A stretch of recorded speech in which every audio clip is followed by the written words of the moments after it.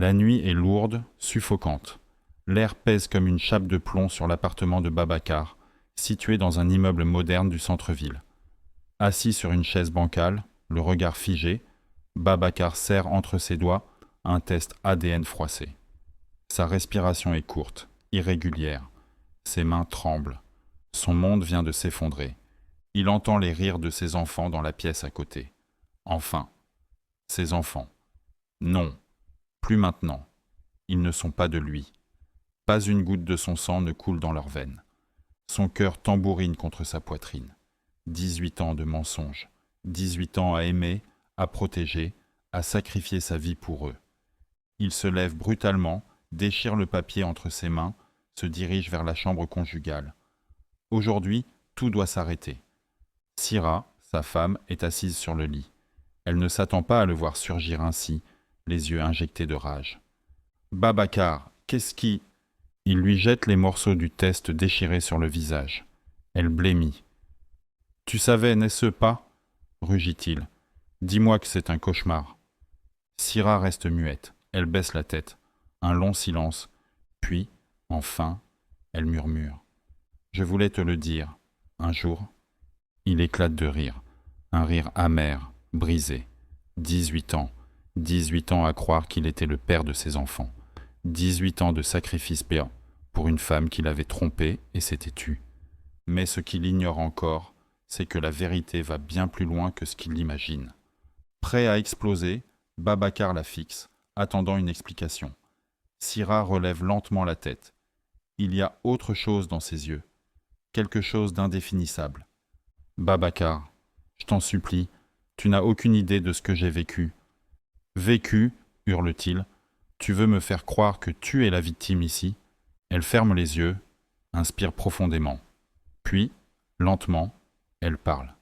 « Ce n'est pas moi qui t'ai trompé, ce n'est pas ce que tu crois. » Il rit de nouveau, mais cette fois, c'est un rire étouffé de douleur.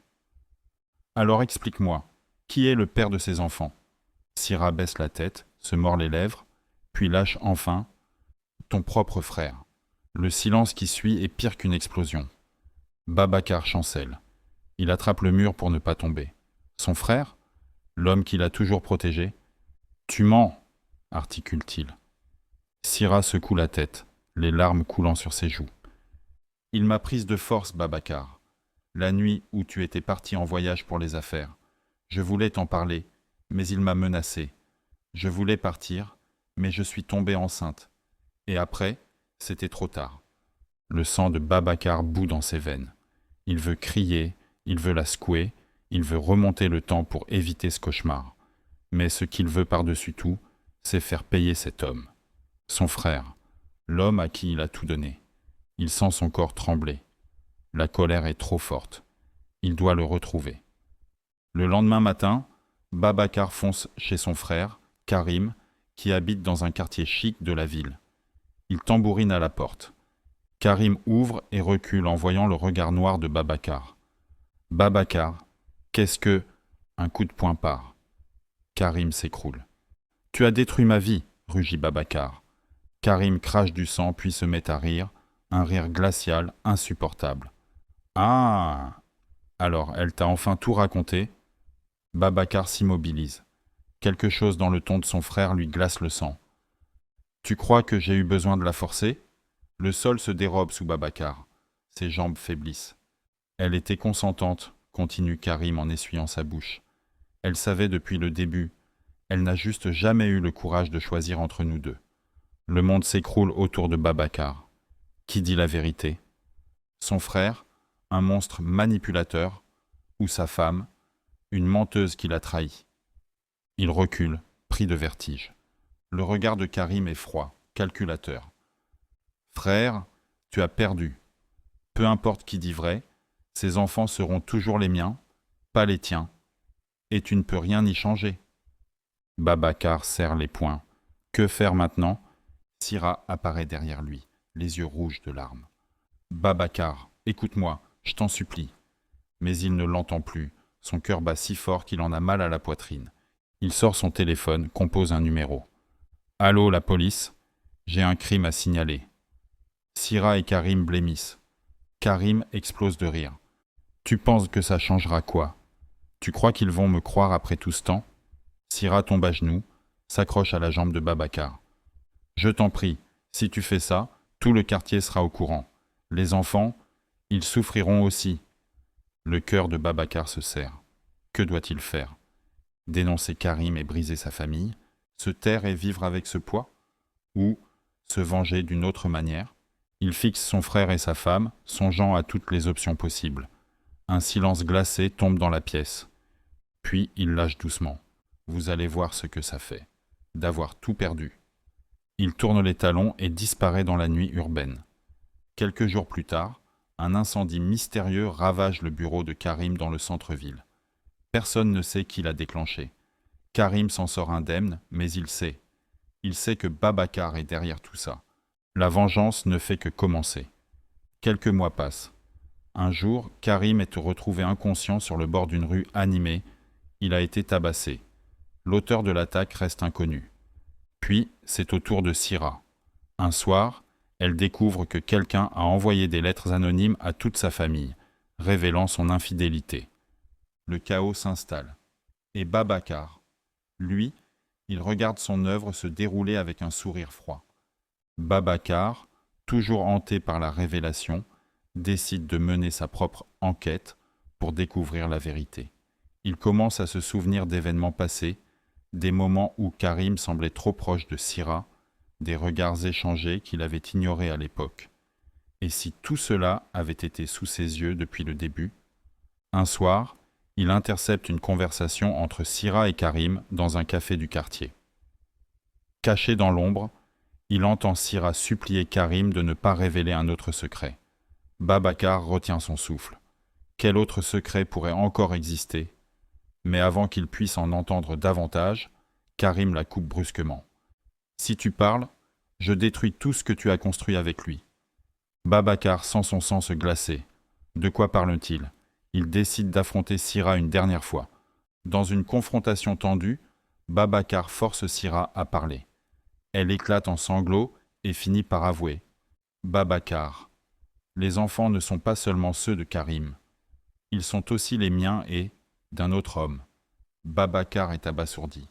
Un autre homme, sa colère explose. « Tu veux dire que tu m'as trahi non pas une fois, mais 2 fois ?»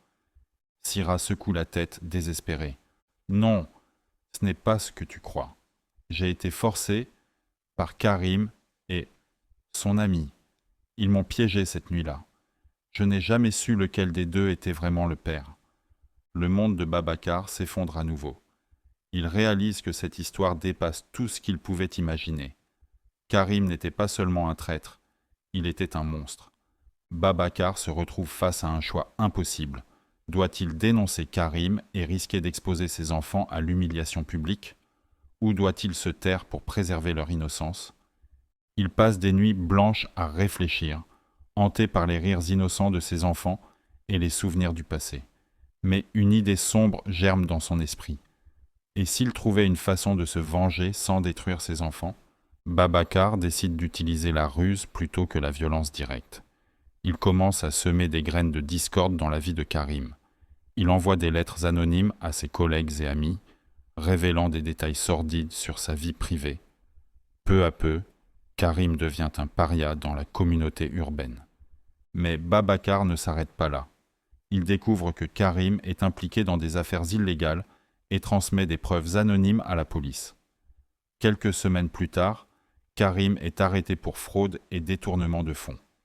Alors que Karim est derrière les barreaux, Babacar confronte Syrah une dernière fois. Cette fois, il est calme, presque froid. « Tu as détruit ma vie, » dit-il doucement. « Mais je vais te laisser une chance, pour nos enfants. » Syrah le regarde avec espoir, mais il ajoute « À une condition, tu quittes cette maison et tu ne reviens jamais. » Syrah éclate en larmes, mais accepte finalement. Elle sait qu'elle a perdu tout ce qu'elle avait construit avec Babacar. Des mois plus tard, Babacar vit seul avec ses enfants dans leur appartement de la ville. Mais malgré sa vengeance contre Karim et le départ de Syrah, il ne trouve pas la paix intérieure. Chaque regard innocent de ses enfants lui rappelle le mensonge sur lequel leur famille était bâtie. Un jour, Alors qu'il regarde ses enfants jouer dans le parc urbain, il murmure pour lui-même « Peut-être que la vérité n'était pas ce que je cherchais après tout. » Le temps passe, mais les blessures ne guérissent pas. Babacar se retrouve prisonnier de sa propre vengeance, incapable d'avancer. Les enfants grandissent, posent des questions sur leur mère, sur leur oncle. Chaque réponse est un nouveau mensonge, une nouvelle trahison. Un soir, l'aîné des enfants, maintenant adolescent, confronte Babacar. « Papa, je sais que quelque chose ne va pas. Dis-nous la vérité. » Babacar sent le poids de toutes ces années de secrets et de mensonges peser sur ses épaules. Il réalise que sa vengeance n'a fait que perpétuer le cycle de la douleur et de la trahison. Dans un moment de clarté, il prend une décision. Il rassemble ses enfants et, pour la première fois depuis des années, il dit la vérité. Toute la vérité. Les larmes coulent, les cris résonnent, mais au milieu de cette tempête émotionnelle, Babacar sent quelque chose qu'il n'avait pas ressenti depuis longtemps, du soulagement. Il comprend enfin que la véritable force ne réside pas dans la vengeance, mais dans la capacité à pardonner et à avancer. Le chemin sera long et difficile, mais pour la première fois depuis cette nuit fatidique, Babacar voit une lueur d'espoir. Une chance de reconstruire, non pas sur des mensonges, mais sur une fondation de vérité et d'amour inconditionnel pour ses enfants. Car au final, malgré tout ce qui s'est passé, ce sont ses enfants. Pas par le sang, mais par le cœur.